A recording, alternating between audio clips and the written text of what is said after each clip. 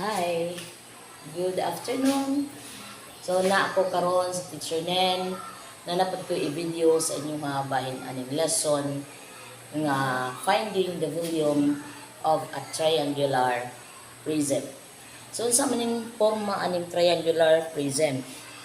So mao ni ang gitawag nato nga usa ka triangular prism. So ang forma niya sa base niya o kaning iyang kilid usa ka triangle. So gitawag ni siya karon nga triangular prism.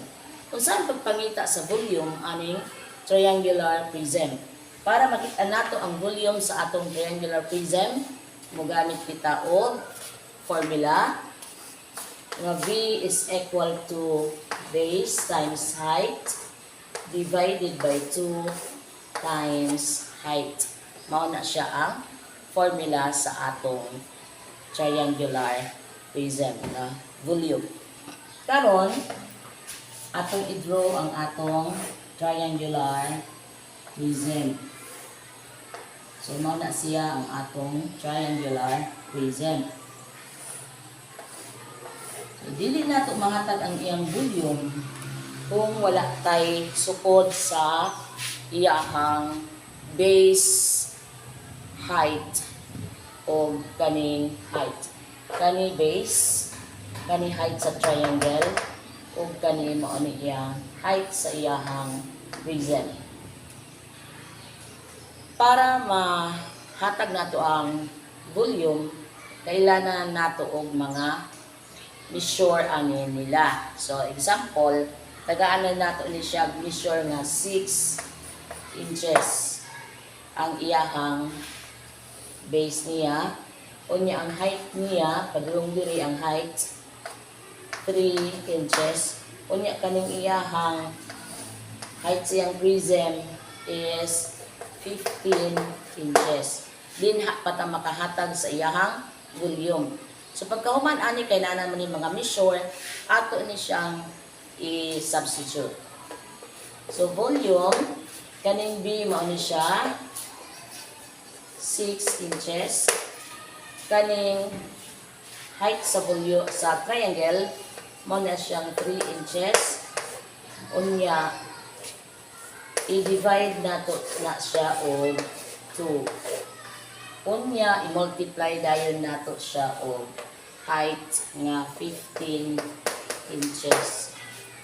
Kani sa ang ating unahon pag-answer, 6 times 3 is 18 inches squared divided by 2 then i-multiply nato siya og 15.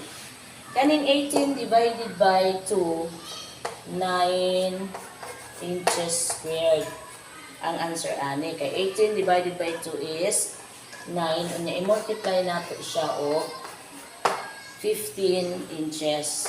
So mahimo ni siya karon nga 9 times 5 is 45, carry 4.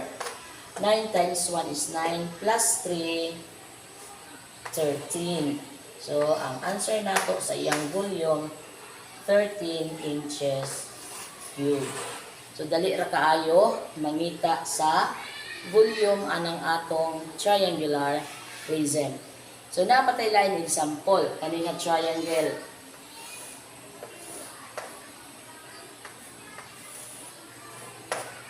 Triangular prism. So again, kinahanglan na punta og measurements ani nila. Kani butangan nato ni siya 8 inches. Unya kaning height sa triangle ha, butangan nato na siya og 6 inches. Unya kani butangan nato siya 4 inches. So substitute na dayon ta sa atong mga gipamutang nga mga numbers diri, mga measures. So ang volume is VH divided by 2 times H. Ano siya?